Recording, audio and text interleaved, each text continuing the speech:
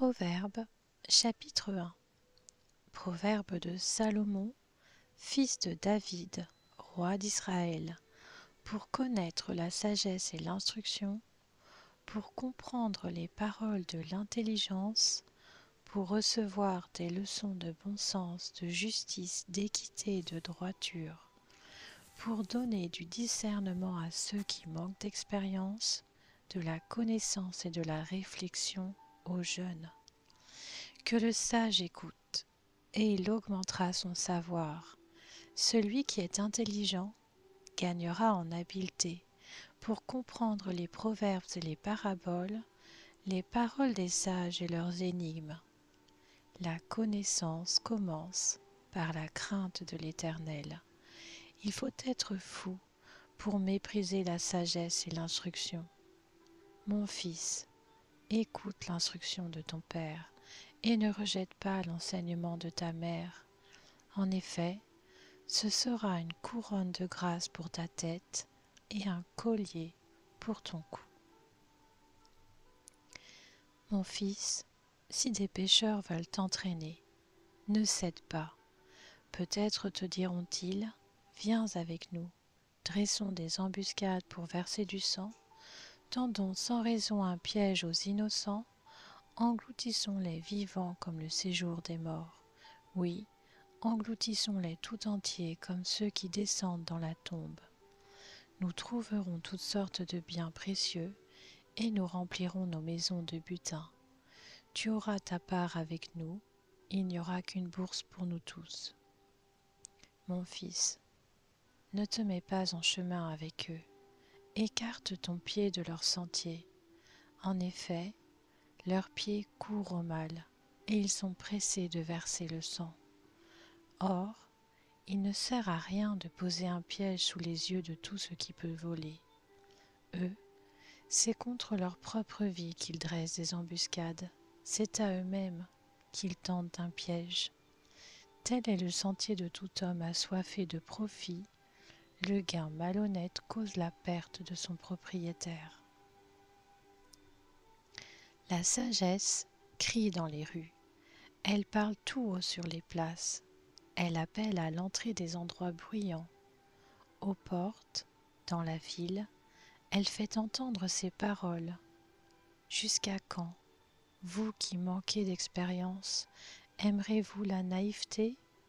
Jusqu'à quand les moqueurs trouveront-ils leur plaisir dans la moquerie, et les hommes stupides détesteront-ils la connaissance? Revenez pour écouter mes reproches. Je veux déverser mon esprit sur vous. Je veux vous faire connaître mes paroles.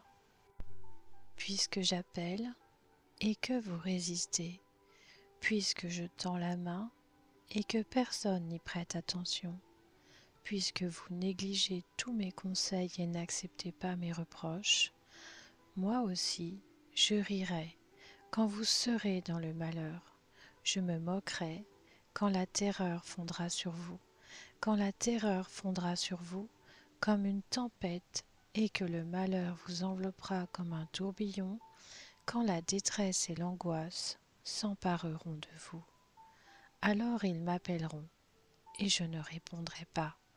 Ils me chercheront, et ils ne me trouveront pas, parce qu'ils ont détesté la connaissance et n'ont pas choisi la crainte de l'Éternel, parce qu'ils n'ont pas accepté mes conseils et ont méprisé tous mes reproches. Ils se nourriront du fruit de leur conduite, et ils se rassasieront de leurs propres conseils. En effet, l'égarement de ceux qui manquent d'expérience les tue, et l'insouciance des hommes stupides provoque leur perte. En revanche, celui qui m'écoute habitera en sécurité.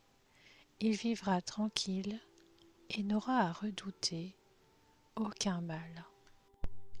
Proverbe, chapitre 2. Mon fils, si tu fais bon accueil à mes paroles, et si tu retiens mes commandements, en prêtant une oreille attentive à la sagesse, et en inclinant ton cœur à l'intelligence, oui, si tu appelles la sagesse Et si tu élèves ta voix vers l'intelligence, si tu la cherches comme l'argent, si tu la poursuis comme un trésor, alors tu comprendras ce qu'est la crainte de l'Éternel et tu trouveras la connaissance de Dieu. En effet, c'est l'Éternel qui donne la sagesse. C'est de sa bouche que sortent la connaissance et l'intelligence. Il tient le succès en réserve pour les hommes droits. Il est un bouclier pour ceux qui marchent dans l'intégrité. Il protège ainsi les sentiers de l'équité et il veille sur le chemin de ses fidèles. Tu comprendras alors ce que sont la justice, l'équité, la droiture, toutes les routes qui mènent au bien. En effet, la sagesse viendra dans ton cœur et la connaissance fera les délices de ton âme. La réflexion veillera sur toi, l'intelligence te protégera et ainsi tu seras délivré de la voie du mal, de l'homme qui tient des discours pervers, de ceux qui abandonnent les sentiers de la droiture pour marcher dans des chemins ténébreux, qui éprouvent de la joie à faire le mal, qui mettent leur plaisir dans la perversité, qui suivent des sentiers tortueux et des routes pleines de détours. Tu seras délivré de la femme étrangère, de l'inconnu au discours flatteur, qui abandonne l'ami de sa jeunesse et qui oublie l'alliance de son Dieu. En effet, sa maison penche vers la mort et sa route conduit vers les défunts. Aucun de ceux qui vont vers elle ne revient ni ne retrouve les sentiers de la vie. Tu marcheras ainsi sur la voie des hommes de bien, tu persévéreras sur les sentiers des justes. En effet, les hommes droits habiteront le pays, les hommes intègres y resteront, tandis que les méchants seront exclus du pays, les infidèles en seront arrachés. Proverbe, chapitre 3. Mon fils, n'oublie pas mon enseignement et que ton cœur garde mes commandements, car ils prolongeront la durée de tes jours, les années de ta vie, et ils augmenteront ta paix. Que la bonté et la vérité ne t'abandonnent pas. Attache-les à ton cou, écris-les sur la table de ton cœur. Tu trouveras ainsi grâce et bon sens aux yeux de Dieu et des hommes. Confie-toi en l'Éternel de tout ton cœur et ne t'appuie pas sur ton intelligence. Reconnais-le dans toutes tes voies et il rendra tes sentiers droits. Ne te prends pas pour un sage, crains l'Éternel et détourne-toi du mal. Cela apportera la guérison à ton corps et un rafraîchissement à tes os.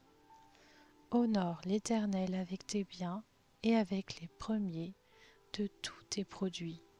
Alors tes greniers seront abondamment remplis et tes cuves déborderont de vin nouveau.